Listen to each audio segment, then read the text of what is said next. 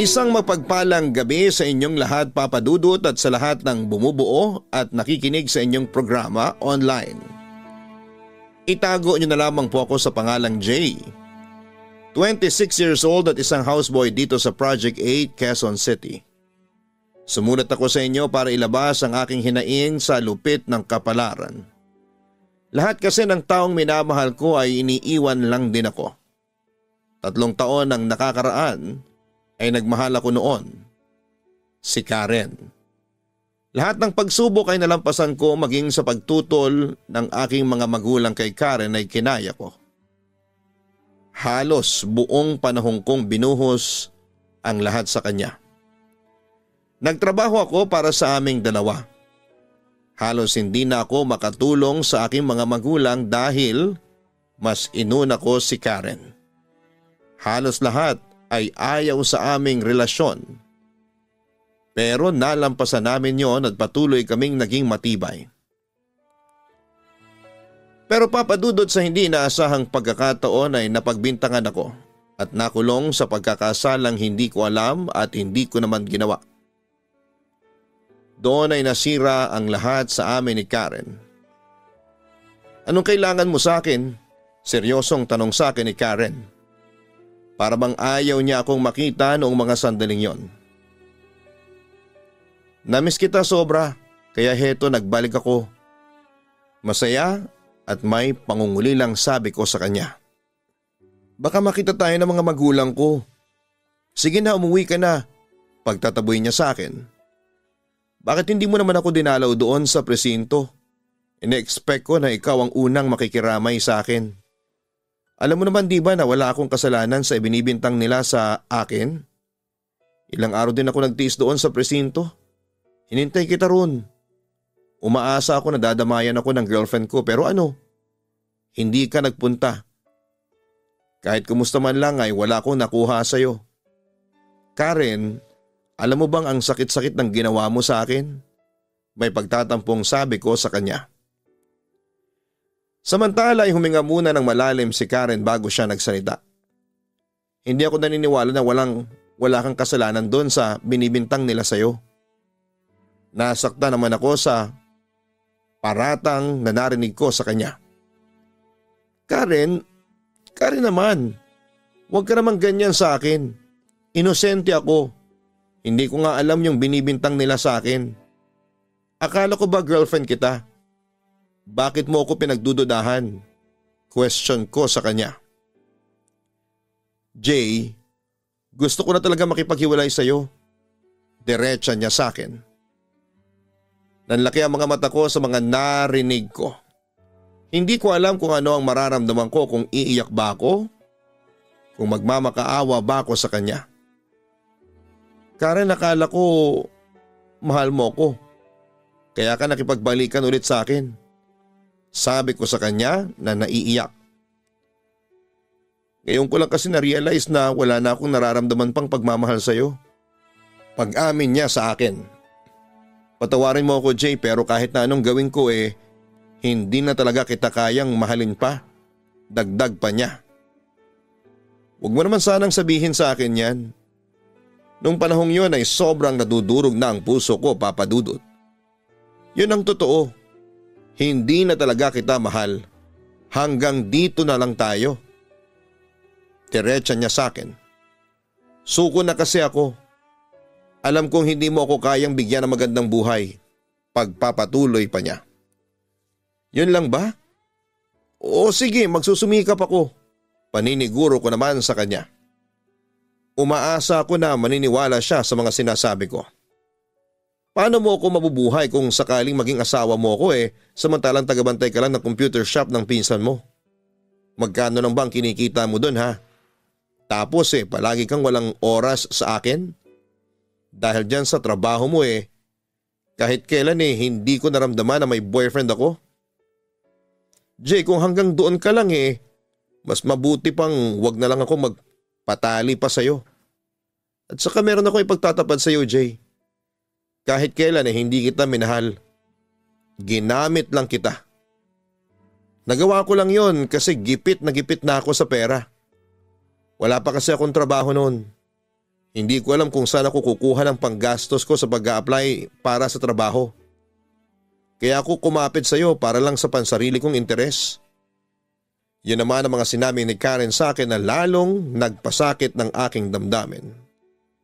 Nanginig naman ang buong kong katawan dahil sa galit sa kanya at awa sa aking sarili.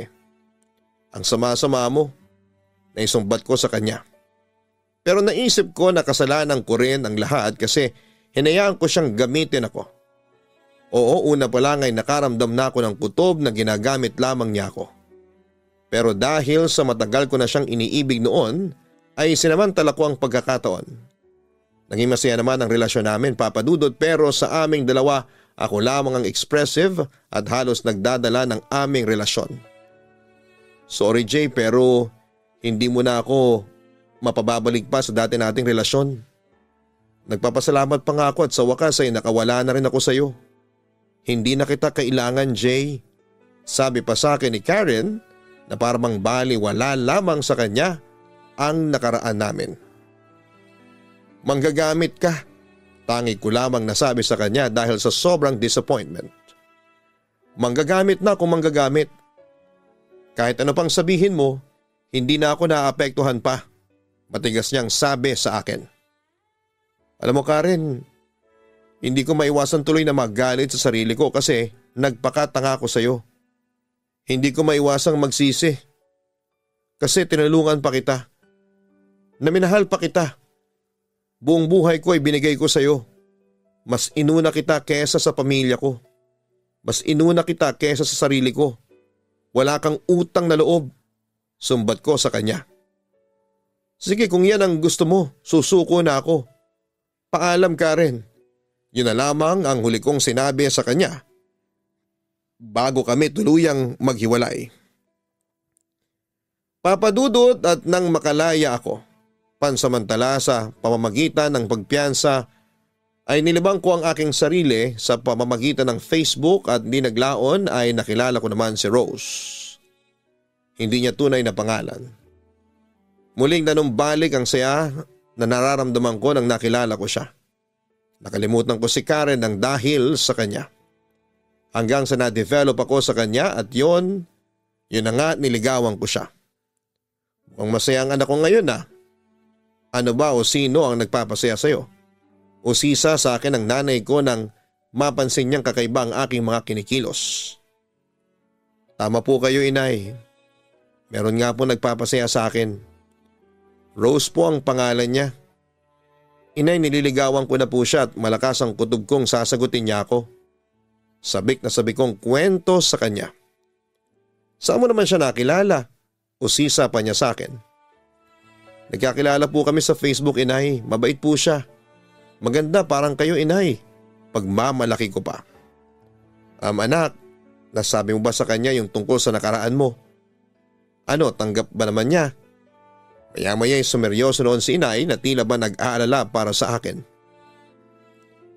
Hindi ko pa po nasasabi yon sa kanya, pagtatapat ko. Kung yung tungkol po doon sa nakulong ako wala yon. Napatunayan naman pong wala akong kasalanan. Sana matanggap ka niya oras na malaman niya ang totoo. Basta anak, tandaan mo na palagi ako nakasuporta sa'yo. Wika sa akin ni inay noong araw na yon. Samantala kinagabihan ay muli kaming nag-usap ni Rose sa cellphone. As usual ay kwentuhan kami hanggang sa napunta ang usapan sa aking panliligaw sa kanya. Namimiss kita Jay, sabi sa akin ni Rose. Ibig sabihin ba niyan love mo rin ako o sisa ko naman sa kanya? Syempre mahal kita. Biglang pag-amin niya sa akin. Kung gano'n sinasagot mo na ako, tanong ko sa kanya. Jay, sinasagot na kita. Oo, tayo na. Sa wakas at narinig ko rin kay Rose ang matamis niyang oo. Talaga Rose, sinasagot mo na ako? Sabi ko sa kanya habang hindi pa rin ako makapaniwala noon. Ang totoo niyan, kaya ako tumawag sa iyo para sabihin to sa iyo. Hindi na kasi ako makatiis Gusto ko nang maging boyfriend kita. Pagtatapat pa niya sa akin. Pero saglit lang ang naging kasiyahan ko dahil nakaramdam ako ng kaba. Bago ako mag-celebrate ay kailangang malaman muna ni Rose ang katotohanan tungkol sa akin. Rose, may sasabihin sana ako sa iyo. Kinabahan kong panimula sa kanya. Pasensya na kung ngayon ko lang sasabihin to ha. Nakulong ako dati sa kasalanang hindi ko namang ginawa. Yun lang ba? Naku, wala yun sa akin. Ang mahalaga, wala kang kasalanan. At kung sakaling nagkasala ka man dati, ang mahalaga, pinagsisihan mo na ang lahat. Sagot naman sa akin ni Rose. Sa puntong yon ay nakahinga na ako ng maluwag. Bago pa kasi ang pag-uusap namin yon, ay na-text ko na sa kanya yung tungkol sa narating ko. Nag-grade 6 lamang ang natapos ko. Natanggap naman ako ni Rose dahil ayon sa kanya ay mas mahalaga sa kanyang ugali kesa nakatapos man ng pag-aaral o hindi. So meron ka na bang plano para sa unang lakad natin bilang mag-boyfriend-girlfriend? Usisa ni Rose sa akin. Agad naman akong umamin. Wala pa pero pagpaplanuhan ko yan. Sisiguraduhin kong magiging masaya at memorable ang unang paglabas natin bilang magkasintahan. Pangako ko naman sa kanya. Papadudot naging masaya naman ang relasyon namin ni Rose. Wala naman kaming naging problema. Kaya inakala ko na siya na nga ang matagal ko nang hinihintay. Minahal ko siya ng higit pa sa buhay ko, Papadudot. Sinikap kong pasayahin bawat araw na magkasama kami. Samantala noong December 14, 2016 ay maswerteng nakasama kami ni Rose sa isang Christmas get-together na organized noon ng isang local radio station para sa kanilang mga fans. Sobrang saya ko noon dahil napasaya ko ang aking pinakamamahal. Kaso Papadudot, kinabukasan ay biglang nagiba ang ihip ng hangin.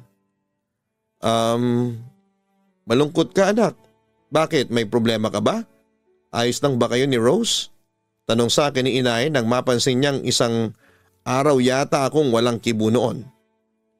Nagkatampuhan ba kayong dalawa? Usisa pa niya. Inay, kasi po si Rose. Simula po kasi nung umattend po kami ng Christmas get-together bigla na lang siyang hindi nag-text sa akin. Eto nga po, ilang beses na ako nagte-text sa kanya para mangumusta pero hindi po niya ako nire-replyan. Sinusubukan ko rin po siyang tawagan pero hindi po niya yung sinasagot. Kaya nga po inay, iniisip ko po kung may nagawa ako na hindi niya nagustuhan. Kwento ko kay inay habang pinapakita sa kanya ang response ko kay Rose. Ganun ba? Anak, huwag mo nang masyadong isipin yun. Bigyan mo muna ng panahon yung kasintahan mo. Kakausapin ka din niya. Malay mo baka masyado lang siyang abala ngayon. Kaya wala siyang panahong replyan yung mga text mo sa kanya. Huwag kang kabahan doon. Paliwanag naman sa akin ng aking ina. Kaso po inay, hindi ko po maiwasang hindi kabahan. Ewan ko po ba? Pero parang hindi maganda yung dating sa akin ng bigla niyang panlalamig. Huwag naman po sanang maulit yung nangyari sa amin ni Karen dati. Pag-aalala ko noon. Samantala pagsapit ng hapon ay nakatanggap ako ng tawag mula kay Rose. Agad ako nakaramdam ng kaba nang marinig kong malungkot ang kanyang boses. Maghiwalay na tayo, Jay. Diretsang sabi sa akin ni Rose. Pero bakit naman? Ano bang kasalanan ko? May nagawa ba akong mali? Ano? Nakukulangan ka pa ba sa pagmamahal ko? Rose, kung may gusto ka, sige, bibigay ko sa'yo. Huwag mo lang akong hiwalayan. Ayaw kong mabaliwala ang ilang buwang pinagsamahan natin. Pagmamakaawa ko noon sa kanya. Ngayon ko lang kasi na-realize na hindi pala kita mahal. Naawa lang pala yung nararamdaman ko para sa'yo. Ang totoo niyan, matagal ko nang gustong sabihin ito sa'yo kaso nahihiya ako. Naging mabait ka naman kasi sa akin. Wala akong masasabi sa pagiging maalaga at maalalahanin mong boyfriend. Pero kasi Jay, kulang pa.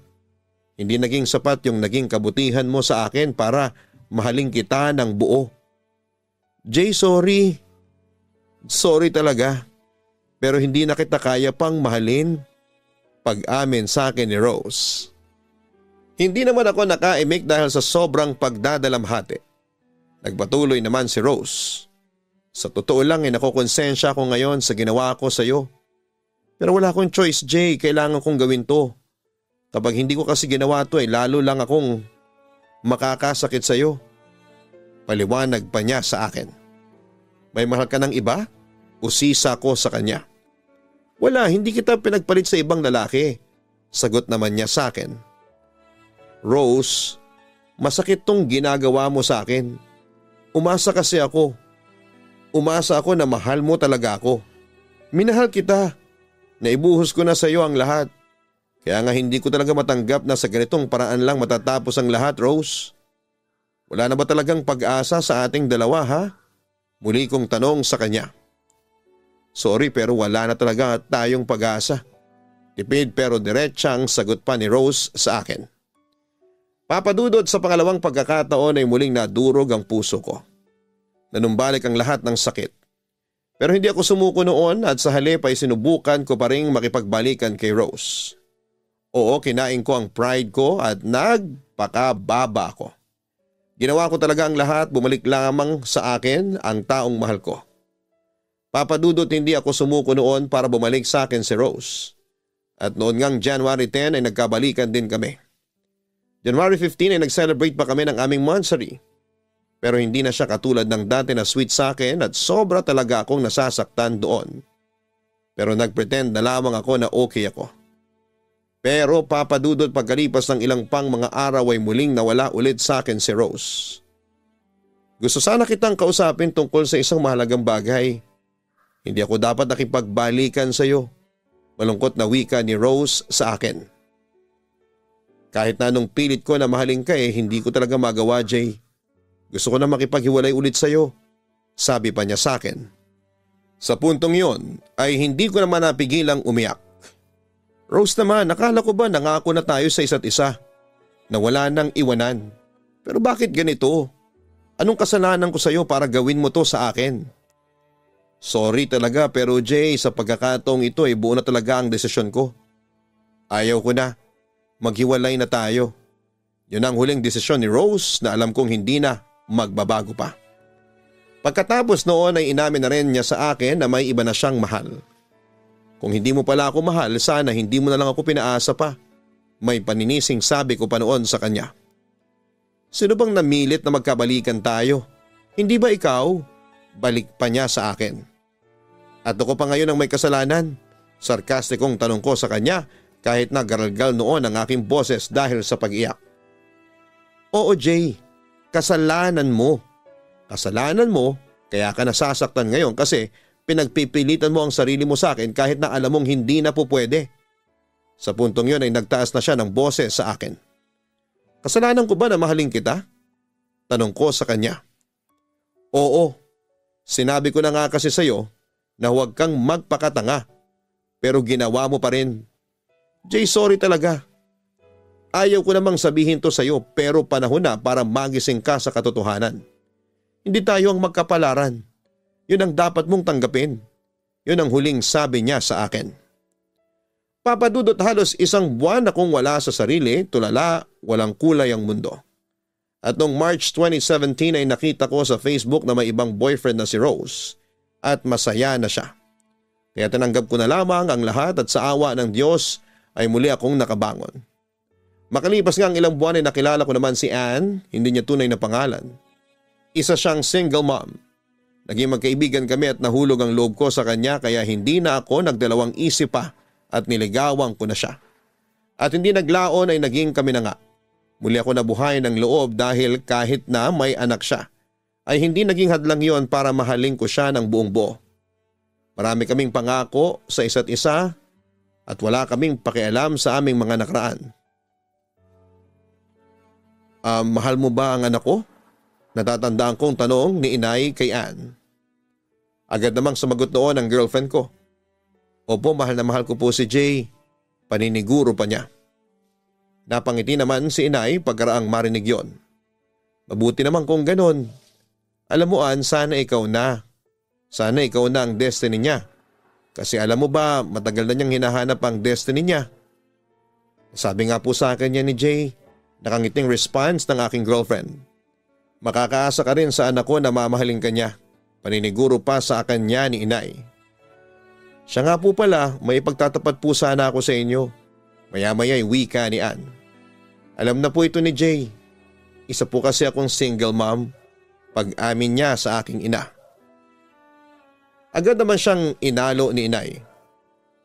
Ann, walang kaso sa akin kung dalagang ina ka. Ang mahalaga sa akin ay mahal mo ang anak ko at masaya ang anak ko sa piling mo. Sabi pa niya sa aking girlfriend. Alam niyo po inay, sobra po ako nagpapasalamat ngayon sa Diyos kasi nahanap ko na rin ang destiny ko. Inay, sigurado po akong si Ann ang nakalaan sa akin. Natutuwa akong sabi sa kanya. Sana maging masaya kayo sa relasyon ninyo at sana'y panghabang buhay na yan. Pagkatapos noon ay muli siyang bumaling sa girlfriend ko. Ann? Bakit po inay? Tanong ni Ann. Makakaasa ba ako sa iyo na hindi mo sasaktan at iiwan ang anak ko? Tumango naman si Ann bilang sagot. Opo, makakaasa po kayo. Hindi ko po iiwan si Jay. Tanggap mo naman siguro ang nakaraan ng anak ko. Muling sumagot si Ann sa tanong ni inay. Opo, tanggap ko po si Jay maging sino man siya. Mabuti kung ganon. Gabayan sana kayo ng Diyos at sana'y matupad ninyo ang mga pinangako ninyo sa isa't isa. Naway gumanda sana ang buhay ninyong dalawa. Yon ang naging basbas ni inay sa aming relasyon. Papadudot naging maayos naman kami noong una ni Ann. Naramdaman ko namang minahal naman niya ako pero lumipas ang mga buwan ay tila nagbago rin si Ann ng pakikitungo sa akin. Bigla na lang siyang nanlamig hanggang sa isang araw ay nakatanggap ako ng tawag mula sa aking girlfriend. Nasan ka na ba? Kanina pa akong naghihintay sa iyo dito. Darating ka ba? Tanong ko noon sa kanya dahil noong araw na yon ay may nakatakda kaming lakad. Nasa bus station ako. Tipid na sagot ni Ann sa akin. Nagtaka naman ako sa aking narinig. Bus station? Bakit? Anong ginagawa mo dyan? Uwi ako ng probinsya kasama ang anak ko. Sagot niya. Bakit hindi mo naman sinabi sa akin yan? Kailan ang balik mo? Muli kong tanong sa kanya. Labis akong kinabahan sa tono pa lamang ng kanyang boses. Hindi na ako babalik pa dyan. Sagot niya ulit sa akin. Ann, anong ibig mong sabihin ha? Nagsimula na akong mag-hysterical. Alam ko na kasi ang kasunod noon, Papa Dudut. Jay, sorry pero ayaw ko na. Hindi na ako masaya sa'yo. Kaya makikipaghiwalay na ako sa'yo. Pagtatapad sa akin ni Ann. Naman? Huwag mo naman sabihin yan sa akin. Sa puntong yun ay hindi ko na napigilan pang umiyak. Jay, gustuhin ko man na mahalin kita pero hindi ko talaga kaya. Oo, inakala ko na mahal kita pero bigla ko na lang naramdaman na hindi na pala kita mahal. Naawa lang pala ang nararamdaman ko para sa'yo. Pag-amin pa niya sa akin. At saka nag-aalala lang din ako sa magiging kinabukasan natin. Jay, anong klaseng buhay ang maibibigay mo sa akin sakaling ako ang makatuluyan mo? Mabibigyan mo ba ako ng magandang buhay? Hindi, pareho lang tayong katulong. Dagdag pa niya. Kaya ko namang magsumika para mabigyan ka ng maayos na buhay. Wika ko naman sa kanya. Mahirap nang sumugal, Jay, patawarin mo ako pero ayaw ko na ng buhay ng walang kasiguraduhan. Sorry talaga, Jay, pero hindi pala ako ang babaeng nararapat para sa'yo. Akala ko ikaw na. Nagkamali pala ako sa pag-akalang ikaw ang babaeng destiny ko. Wala ka rin palang pinagkaiba sa mga babaeng nang iwan at nanakit sa akin. Paninisi ko pa sa kanya. Hindi ko gustong saktan ka, pero wala na akong magagawa pa. Kailangan na nating maghiwalay. Katwira naman sa akin ni Ann. Pakiusap, Jay, wag mo namang tangkain pang makipagbalikan sa akin kasi hindi na mangyayari pa yon. Sana pagkatapos ng pag-uusap natin wag mo na sana akong guluhin pa. Kung mahal mo talaga ako, irerespeto mo ang desisyon ko. Pakiusap pa niya sa akin. Pagkatapos nito ay hindi na kita guguluhin pa. Irerespeto ko ang desisyon mo. Yun na lamang ang huli kong sinabi sa kanya bago tuluyan ko na siyang hindi nakita. Papadudot ng mga panahong yon ay gusto ko nang mamatay. Naisip ko na napakasaklap ng kapalaran ko at lahat ng minahal ko ay nawawala sa akin. Inisip ko rin na saan ako nagkamali. Saan ba ako nagkulang? Nagmahal lang naman ako ng sobra pero bakit kulang pa rin para akong pinagdadamutan ng panahon para maging masaya. Ang sakit talaga, Papa Dudut. Hindi na ba ako dapat magmahal ng totoo? Paano mawawala ang sakit na nararamdaman ko? Papa Dudut, sana po ay mabigyan ako ng payo ng inyong mga tagapakinig kung ano ang dapat kong gawin para ako'y mahalin at lubusang maging masaya sa buhay pag-ibig. Muli maraming salamat and God bless sa inyong lahat. Lubos na gumagalang, Jay. Maraming salamat, Jay, sa pagbabahagi mo ng iyong kwento sa Papa Dudut YouTube channel sa ating segment na Papa Dudut Stories. Nakakalungkot na malaman na iniwang ka ng mga minahal mong babae. Siguro'y nangyari yon dahil sa pangamba nilang hindi mo sila mabibigyan ng magandang buhay dahil sa kasalukuyang estado ng iyong buhay. Pero huwag kang ma-discourage doon. Ipagpatuloy mo lang ang iyong pagsusumikap dahil darating din ang panahon. At aasenso ka rin. Tungkol naman kina Karen, Rose at Anne, kalimutan mo na sila, Jay. Maaaring hindi sila ang mga babaeng nagmamahal ng tapat sa iyo. Pero tulad ng sinasabi natin sa karamihan, mahahanap mo rin ang tunay mong pag-ibig sa tamang panahon. Kaya huwag kang panghinaan ng loob. Tanggapin mo na lamang na wala na si Anne at mag-move on. Basta, Jay, magmahal ka pa rin ng totoo dahil dyan mo mahahanap ang totoong magmamahal din sa iyo. Una sa lahat ay binabati ko ng isang magandang gabi ang lahat ng mga ka-online na nakikinig ngayon. Isa po ako sa mga diehard fans ng programa ninyo sa radyo mula noon hanggang ngayon. Kaya naman tuwang-tuwa ako nang nalaman ko na meron kang YouTube channel. Dahil mas maraming kwento ang aking mapapakinggan. Papa Dudut, matagal ko nang gustong ibahagi sa inyo ang kwento ng buhay ko. Siya nga pala, tawagin niyo na lamang po ako sa pangalang Monami. Laking bukid noon at galing sa isang broken family. Bata pa lamang ako nang iwanan kami ng aking nanay at napunta ako noon sa pangangalaga ng tiyuhin ko. Pero Papa Dudut, naging kalbaryo ang buhay ko sa kamay ng tiyuhin ko dahil parang hindi ka mag-anak ang turing nila sa akin. Dahil sa mga naranasan kong pang-aapi ay napilitan akong lumayas sa kanila at makipagsapalaran sa Maynila. August 1999 nang mapadpad ako sa Muñoz sa Quezon City at nagtrabaho ako doon bilang tindera. Samantala ay nakakuha ko ng impormasyon mula sa mga kamag-anak tungkol sa address na tinitirhan ng nanay ko sa Sangangdaan, Quezon City. Kaya agad ko ring iyong pinuntahan. Monami? Ikaw ba talaga yan? Ikaw ba talaga yung bunsong anak ko kay Nestor? Tanong sa akin ng aking ina. Opo, ako nga po. Naiiyak kong sagot sa kanya. Pagkatapos noon ay nagyakapan na kaming mag-ina. Maliit ka pa noon nung iniwang kita sa tatay mo. Pero ngayon ay ang laki mo na, anak. Dalagang dalaga ka na, sabi pa niya sa akin. Mahabang taon na rin tayong hindi nagkita, inay. Yun naman ang paalala ko sa aking ina. Anak, patawarin mo ko. Patawad kung iniwan ko kayong 5 magkakapatid sa poder ng tatay ninyo. Hindi ko gustong iwanan ko kayo kaso'y ayaw kayong ibigay sa akin ng ama ninyo. Paliwanag pa niya sa akin kung bakit nawala siya ng mahabang panahon sa piling namin. Inay, matagal ko na po kayong pinatawad. Alam niyo po ba? Matagal ko na po kayong hinahanap. Kaya po ako lumuwas papunta ng Maynila ay para hanapin kayo. Inay, masaya na po ako ngayon kasi nagkita na po tayo sa wakas. Wika ko sa kanya habang hindi ko may paliwanag ang sayang nararamdaman ko ng mga sandaling yon. Samantala, pagkatapos noon ay pinapasok niya ako sa bahay.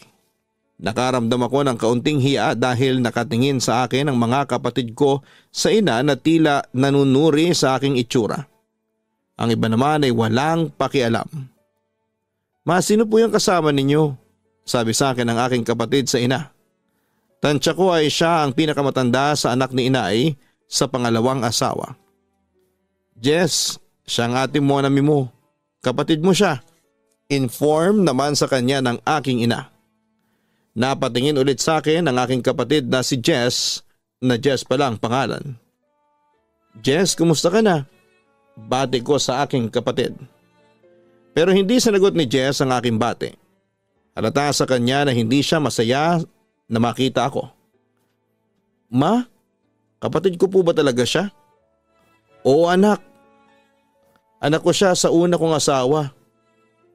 Sana'y maging mabait ka sa ate mo na mo, ha? Ang sabi ni inay sa kanya. Pero hindi sumagot noon ang aking kapatid. Halatang hindi ako welcome sa kanya. Napansin naman yon ni inay kaya nagdesisyon na lamang siyang bumaling sa akin para ma-divert ang aking atensyon.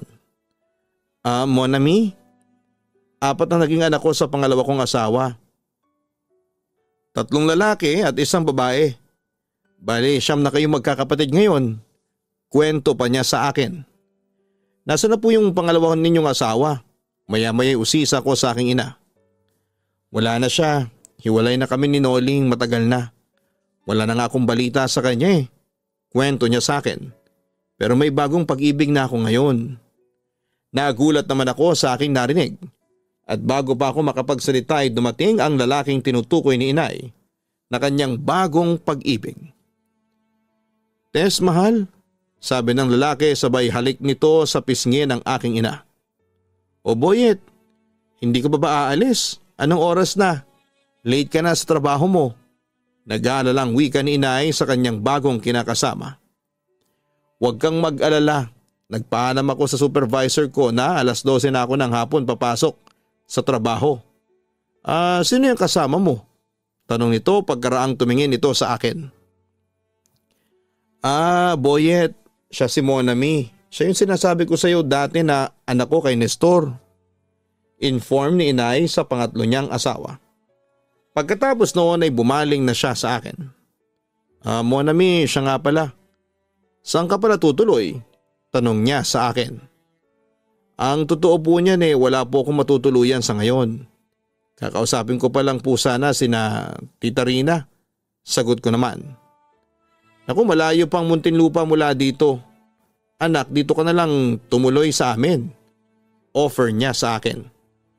Naku, nakakahiya naman po yata kay Tito Boyet. Wika ko naman. Agad namang nagsalita ang pangatlong asawa ni inay. Ano ka ba Monami? Ayos lang yon sa akin.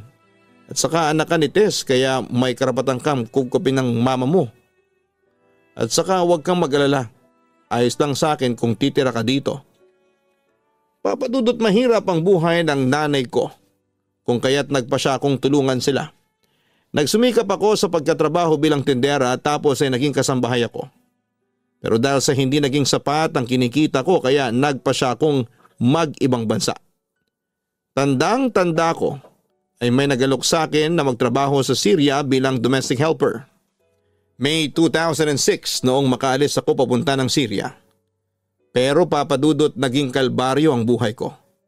Dahil malupit ang mga naging amo ko. At pinapasweldo lamang nila ako ng $100 kada buwan. Kaya nang matapos ang kontrata ko ay wala akong naipong pera dahil lahat ng kakarampot kong sweldo ay pinapadala ko sa nanay ko at mga kapatid ko sa labas.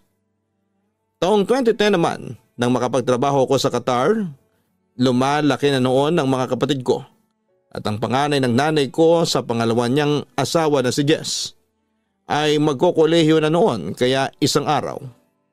Monami, anak, kumusta ka na dyan sa Qatar? Tanong muna sa akin ni inay nang sagutin niya ang aking tawag. Eto po, pagod na pagod. Sagot ko sa kanya. Sa kada araw ako po ang naglilinis ng 3 palapag na bahay ng amo kong Arabo. Ako din po ang tagaluto, tagaplansya, tagalaba, tagalinis ng 3 kotse ng mga amo ko. Tapos ako din po nag-aalaga ng 3 anak nila. Kaya pagod na pagod po ako inay. Kwento ko pa sa kanya. Mamayang kaunti ay sinabi na ni inay ang kanyang pakiusap sa akin. Anak, hihingi sana ako ng tulong sa iyo. Panimula niya. Si Jess kasi Mag-aaral na sa kolehiyo ngayong darating na pasukan.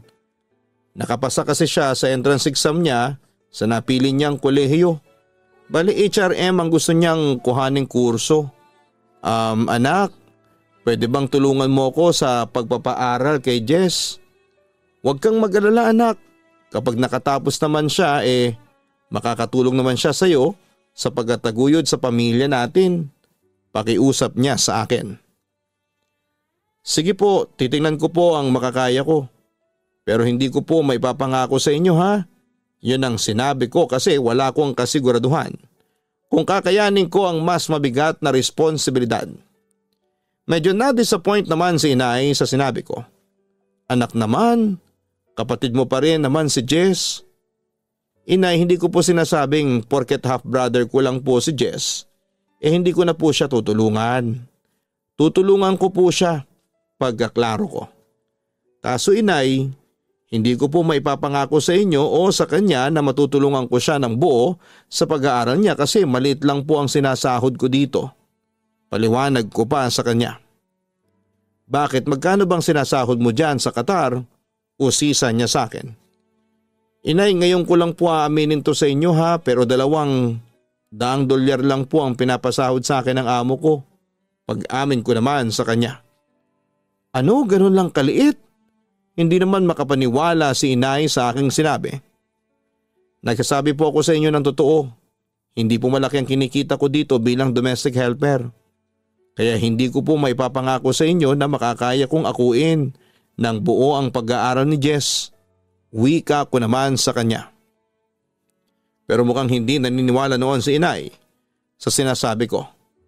Anak, wag mo naman sana kaming pagkaitan ng tulong. Agad naman akong sumagot pagkarinig ko noon. Anong sabi po ninyo inay?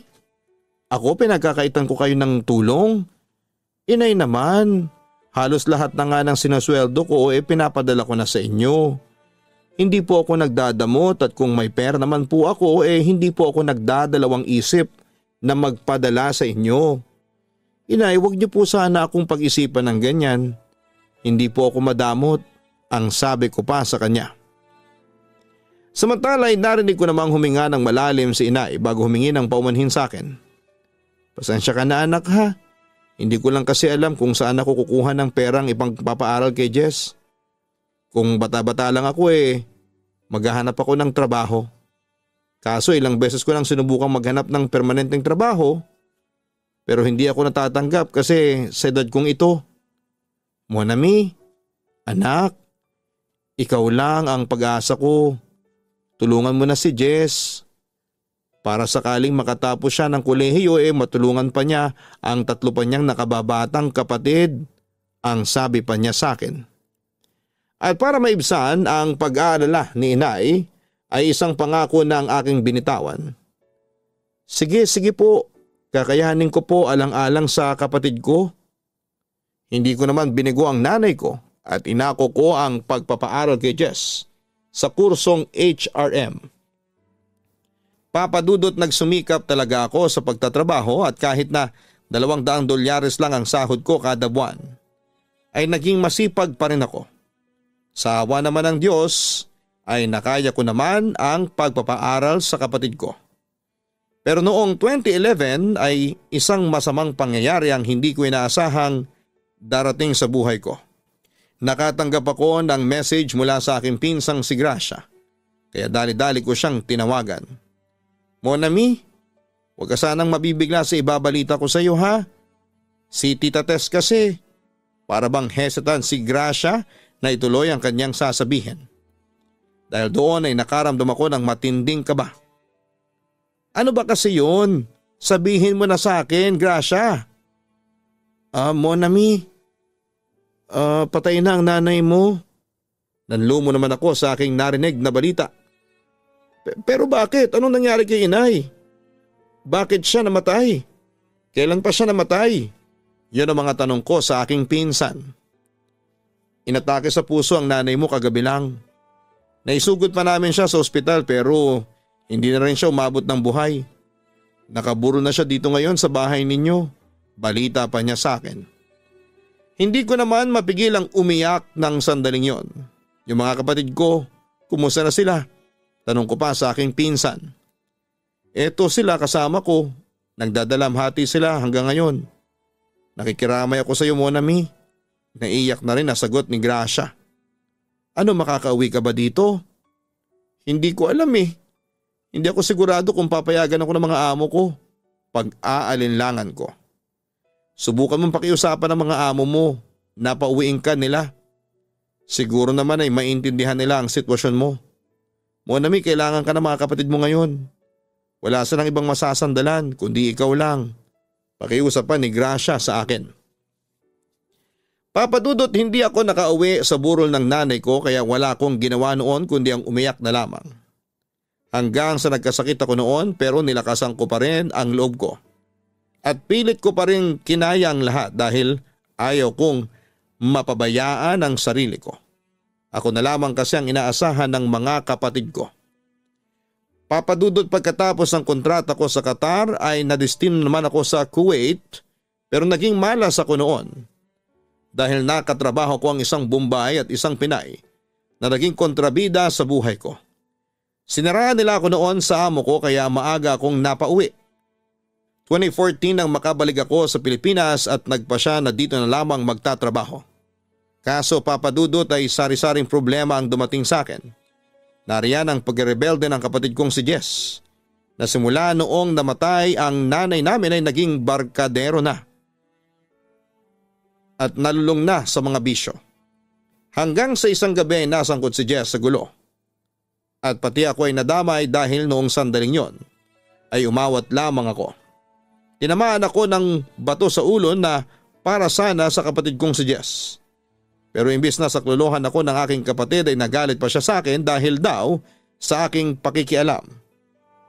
Kaya sa huli ay si Gracia na ang tumulong sa akin noon para madala ako sa ospital. Papa Dudut, nadala ako noon sa ospital at tinahinoon ang pumutok na sugat ko sa noo.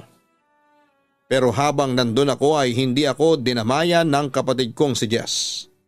Baliwala lang sa kanya ang nangyari sa akin na siyang kinasama ng loob ko. Samantala isang araw, isang katotohanan ang aking nadiskubre tungkol sa kapatid ko. Ano yung ginagawa mo ha, Jess? Tanong ko sa aking kapatid nang mapansin kong busy siya sa kanyang ginagawa. Agad namang nataranta si Jess. Wala ate, wala. Tipid niyang sagot sa akin habang gulat na gulat. Napansin ko naman na tila may tinatago si Jess sa akin. Kaya lalo akong na-curious. Nilapitan ko siya at kinapkapan. Nagpanik naman si Jess at tinulak ko. Samantala'y natanaw ko sa hindi kalayuan ang isang foil, isang lighter at isang sachet ng puting powder na kutob ko ay pinagbabawal na gamot. Droga ba to ha? Ano Jess, tama ba ako? Kumpronta ko sa kanya nang kinuha ko ang sachet na pilit inaagaw ng kapatid ko. Alam mo naman pala bakit ka pa nagtatanong? Sarkastikong sabi niya sa akin. Sa sobrang galit ko naman ay nasampal ko ng malakas ang aking kapatid. Wala kang galang sa ate mo, galit na sabi ko noon sa kanya. Agad naman akong sinigawan ni Jess. Bakit mo ko sinampal? Ikaw ate, sumusobra ka na ha, napipiko na ako sa'yo. Ako rin Jess, napipiko na ako sa'yo. Balik ko sa kanya. Huwag kang umasta na parang ikaw si mama. Kahit kailan ate hindi mo mapapantayan si mama. Protesta niya sa akin. Siguro nga hindi ko mapapantayan si mama. Kasi katulad mo anak lang din niya ako. Pero patay na si mama. At bilang nakakatanda mong kapatid, obligasyon kong ituwid yang baluktot mong pag-iisip. Katulad niyan, gumagamit ka ng droga. Alam mo ba kung ano ang masamang maidudulot niyan sa'yo? Tanong ko pa sa kanya. Pero imbis na sagutin ang aking tanong ay lalong nagmalaki pa si Jess. Ayan ka na naman. Nagmamaranong ka na naman sa amin. Sabi pa niya. Pinag-aral kita, hindi para gumamit lang ng droga. Diin ko sa aking kapatid. Alam mo Jess, naiinis na talaga ako sa iyo. Paano kasi wala kang pagpapahalaga sa mga naitulong ko sa iyo? Pinag-aaral kita, tinutulungan kitang makahanap ng trabaho. Ginasusan ko ang lahat ng requirements mo, lalo na yung pagkuha mo ng driver's license. Pati yung mga utang mo at mga kasong kinasangkutan mo ako na ang umareglo. Hindi lang yan, ang dami kong pinadalang pera para sa'yo noong nasa Qatar ako. Tapos ninakawan mo pa ako ng 11,000. Pero ano lang ang ginanti mo sa mga ginawa kong pagtulong, pagpapasensya at pagpapatawad sa mga kasalanan mo sa akin? Wala. Puro sakit ng ulo lang ang ibinigay mo sa akin. Yon ang naging litanya ko sa kanya. Teka, ano to? Sumbata na? Kumpronta ni Jess sa akin. Ayoko sanang manumbat pero gusto ko lang itanong sa'yo ng masinsinan ha, Jess. Sa lahat ba ng mga naitulong ko sa'yo sa lahat ng paghihirap ko para sa'yo. Pero ni minsan hindi ko narinig sa'yo ang pagpapasalamat sa akin. Mahirap bang magpasalamat?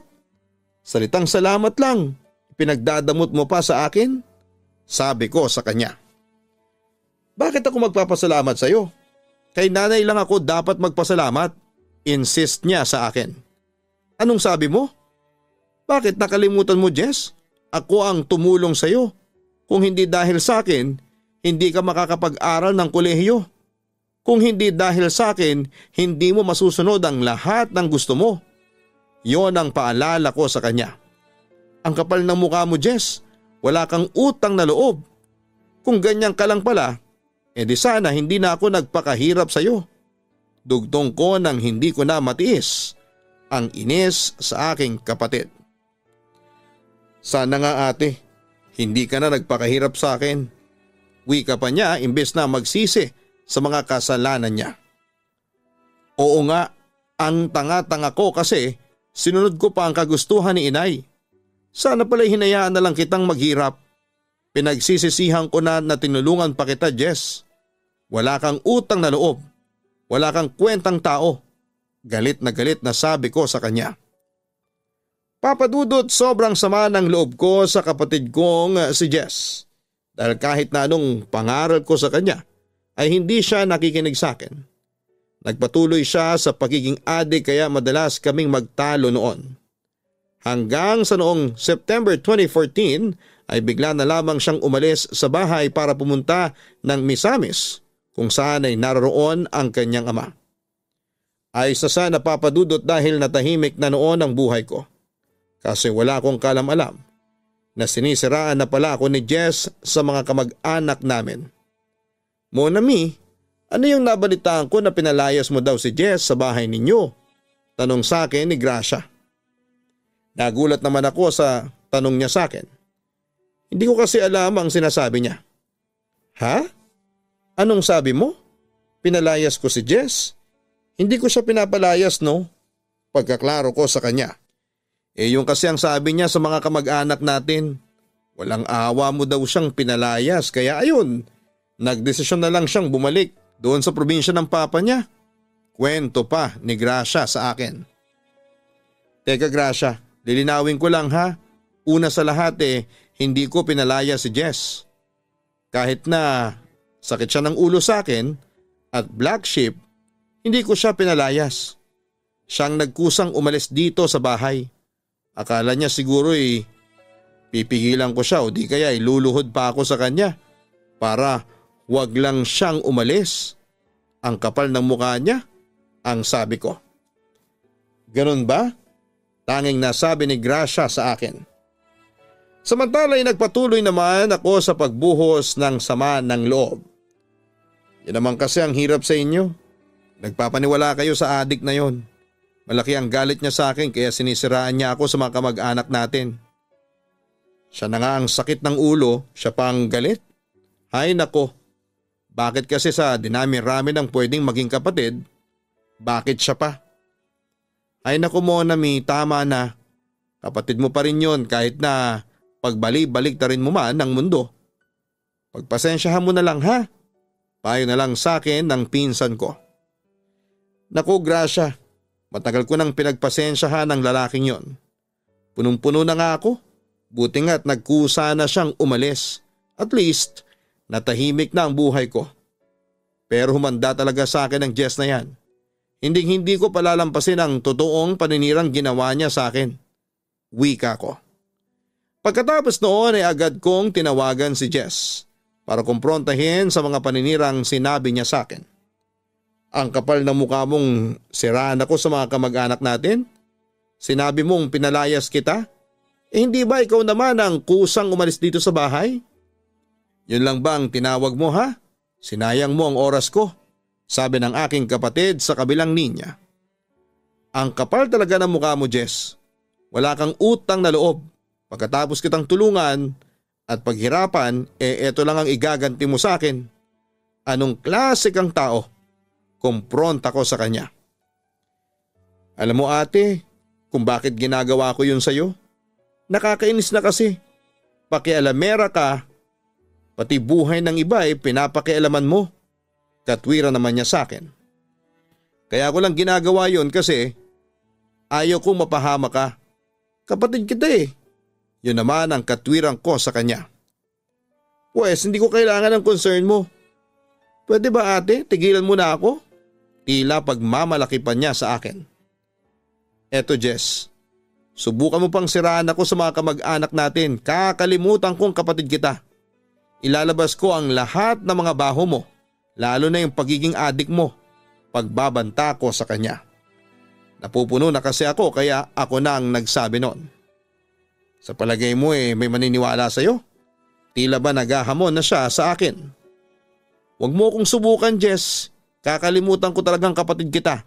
Matapang na sagot ko sa kanya. Di kalimutan mo. Alam mo ate, kahit minsan hindi kita itinuring na kapatid. Hindi dahil lang kay nanay kaya kita tinanggap noon.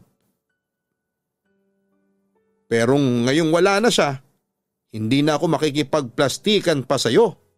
Balik pa niya sa akin. Nanlumo naman ako sa aking narinig mula sa aking kapatid. Naiyak ako kasi kahit na ano yatang gawin ko ay hindi na talaga kami magkakasundong dalawa. Jess, bakit ka ba ganyan sa akin ha? Ano bang kasalanan ko sa'yo? At ginagawa mo ito sa akin. Ginawa ko naman ang lahat para maging mabuting kapatid sa iyo, sabi ko sa kanya. Pwede ba ate? Tigilan nyo na ang mga drama ninyo. Bumenta na yan. Pilosopong sagot pa niya sa akin. Sa puntong yon, nagdesisyon na akong magpakatatag. Sige, ito na siguro ang huli kong tawag sa iyo. Pero ito ang tatandaan mo Jess. Huwag ka sanang makaarma sa mga kalapastanganang ginawa mo sa akin. Bahala na sa iyo ang Diyos. Yun ang sabi ko sa kanya. Papadudod simula noon ay sinarado ko na ng tuluyan ang puso ko sa kapatid kong walang utang na loob. Nabalitaan ko na lamang na dinala siya noon sa rehab ng mga kamag-anak ng kanyang ama. At sa awa naman ng Diyos ay nabalitaan kong nagtagumpay naman yon. At tumigil na raw sa paggamit ng droga ang kapatid ko. Sa ngayon ay isa ng rider ng isang fast food chain si Jess at may sarili na ring pamilya. Pero hindi pa rin kami nagkakabati hanggang ngayon dahil ayaw niyang mag-reach out sa akin. Para ba kasing nagmamalaki pa siya sa akin. Hinayaan ko na lamang siya papadudot at ipinagpasa Diyos ko na lamang siya. Samantala single pa rin ako hanggang ngayon at nag-iisa sa buhay. Pero ayos na rin kahit na tinutokso na ako ng ilang mga kaibigan na napag-iwanan na ako ng panahon.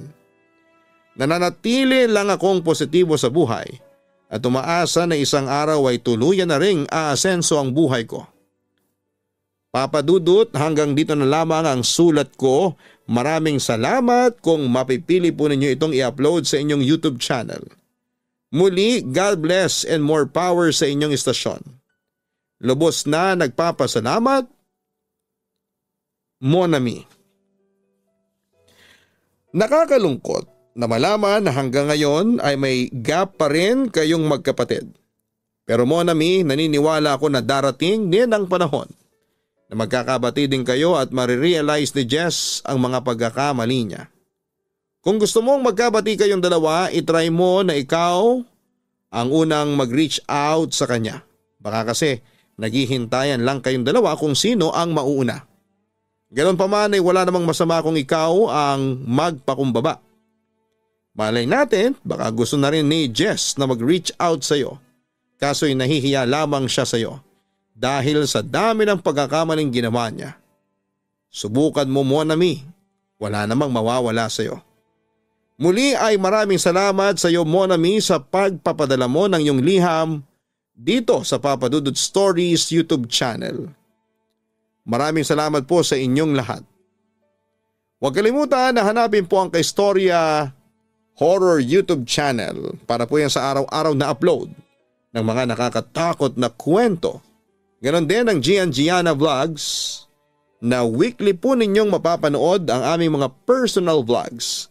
Maraming salamat po sa inyong lahat.